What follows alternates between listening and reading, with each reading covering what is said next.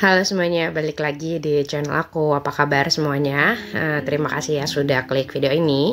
Aku harap kalian sehat-sehat selalu. Aku akan mulai buat video perencanaan untuk budgeting di gajian September. Untuk yang gajian tim tanggal 25 biasanya kan sudah mulai bikin skema ya untuk ini ya, perencanaan keuangan di 1 bulan ke depan. Ini kategori pertama yang aku buat ada kewajiban. Di sini tuh maksudnya pos kewajiban itu kalau kalian itu bisa isi dengan tagihan, cicilan ataupun iuran-iuran yang kalian miliki setiap tahunnya atau setiap bulannya, dan nominalnya itu udah pasti ya. Kalau di sini karena aku tinggalnya masih dengan orang tua, jadi aku masukkan untuk operasional rumah itu seperti listrik, uang belanja, lalu uang untuk tambahan untuk KRT dan juga untuk internet. Itu aku masukkan di kategori kewajiban di bagian operasional rumah. Selain itu ada juga untuk sekolah anak atau SPP dan juga iuran komite, lalu ada untuk bayar abodemen ya, karena kan aku pakainya abodemen, jadi untuk kuota internetku aku pakainya abodemen. Terus ada juga untuk keperluan servis dan juga pajak mobil. Di sini untuk servis dan pajak mobil itu kenapa aku masukkan di kewajiban, karena biar aku nggak lupa. Jadi tiap bulan itu aku udah menyisihkan sedikit demi sedikit. Jadi ketika nanti dibutuhkan dananya itu sudah ada, atau kalau misalkan nanti kurang tinggal ditambah-tambahin aja gitu. Lalu selanjutnya juga ada untuk zakat yang kami sisihkan tiap bulannya, dan juga ada Netflix. Netflix di sini aku tuh patungan gitu ya sama adik-adikku. Jadi untuk 186.000 ini nanti sistemnya patungan. Lalu selanjutnya ada post giving atau memberi. Di bulan ini ada yang berbeda ya. Jadi di post giving itu selain untuk orang tua dan sedekah, aku juga ada kategori hadiah. Kenapa aku bikin kategori hadiah di bulan ini? Karena ada beberapa anggota keluarga yang berulang tahun, jadi aku dan pas suami itu ingin memberikan hadiah gitu ya. Jadi sudah dibudgetkan di sini di post giving, budget hadiahnya sebesar 350.000. Pos selanjutnya ada pos menabung. Di sini ada pos dana darurat seperti biasa. Karena kan aku udah nggak ada yang 100 amplop ya, tapi tetap aku lanjutkan untuk menabung dana daruratnya. Jadi tiap bulan akan aku sisihkan untuk tabungan dana darurat. Lalu yang selanjutnya ada dana pendidikan, atau di sini fokusnya untuk uang pangkal sekolah dasar anakku. Di sini aku akan saving sebesar 400.000 di bulan ini.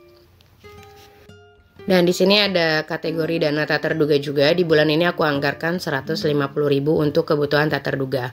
Karena ada anggaran hadiah di pos memberi tadi ya. Jadi yang aku otak-atik itu di pos saving ini aku ubah anggarannya.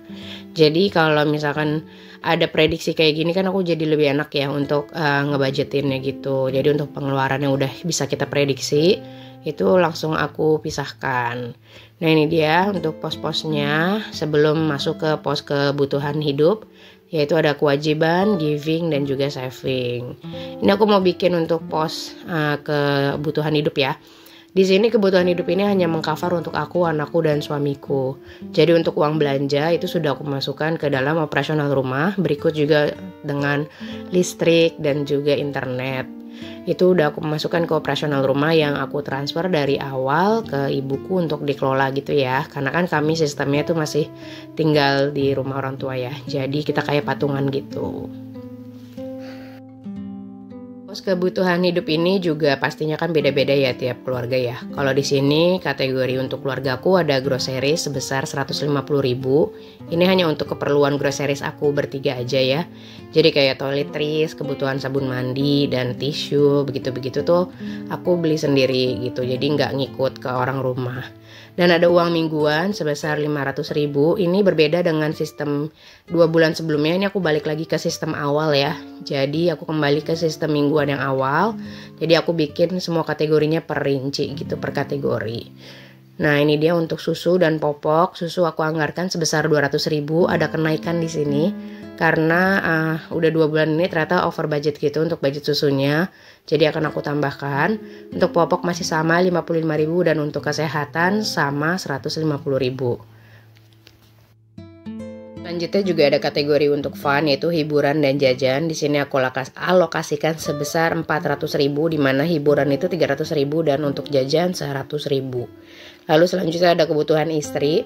Ini untuk kebutuhan aku seperti beli skincare atau misalkan ada barang yang ingin aku beli atau aku misalkan jajan, itu aku ambilnya dari sini. Yaitu kebutuhan istri sebanyak 150.000.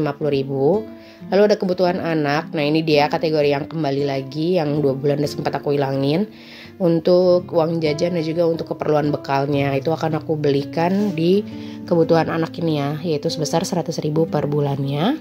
Lalu ada kategori bensin. Di sini bensin aku naikkan jadi 1.500.000 karena kebetulan pas suami itu naiknya mobil, jadi kita hanya punya satu kendaraan. Jadi untuk mobilitasnya itu pakainya ini ya, kendaraan mobil. Lalu ada uang pegangan suami di sini sebesar 1 juta yang akan aku alokasikan seperti biasa di husband budget itu, tapi nggak aku catat sekarang. Ini aku tulis aja 1 juta untuk keperluan pulsanya, uang sakunya, dan juga untuk uang tol. Lalu ada dana lain-lain sebesar 50.000 dan juga ada biaya admin. Biaya admin di sini kalau misalkan kita transfer ke berbeda bank atau misalkan kalau pembayaran tagihan lewat mobile banking suka ada biaya adminnya kan, itu aku alokasikan sebesar 10.000.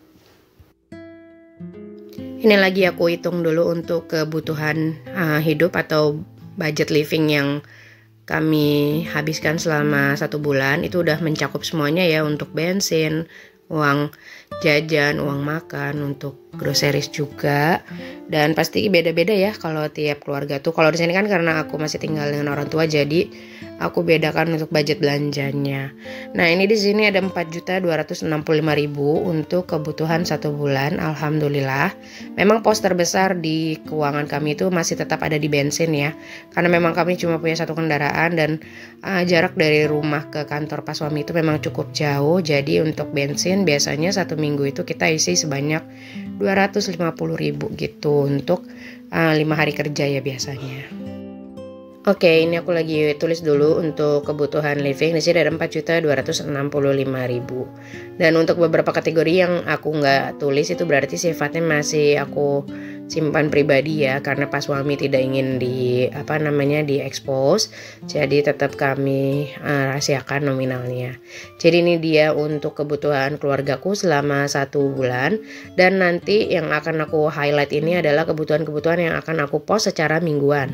Di sini ada uang mingguan sebesar 500.000. Lalu ada juga bensin ya, ini akan aku post secara mingguan. Dan juga ada pegangan suami. Jadi uang pak suami itu aku jatahkan itu per minggu karena beliau lebih nyaman dijatahkan per minggu gitu katanya, biar nggak terlalu boros. Nah, ini dia untuk keseluruhan semuanya. Dan nanti rencananya aku di uang mingguan juga akan aku pecah lagi ya menjadi harian gitu. Nah, ini dia untuk perencanaan keuangan aku insya Allah di bulan September kurang lebih seperti ini. Kalau misalkan nanti ada perubahan dia akan menyesuaikan. Terima kasih. Jangan lupa like, komen, dan subscribe. Sampai jumpa di video selanjutnya. Bye-bye.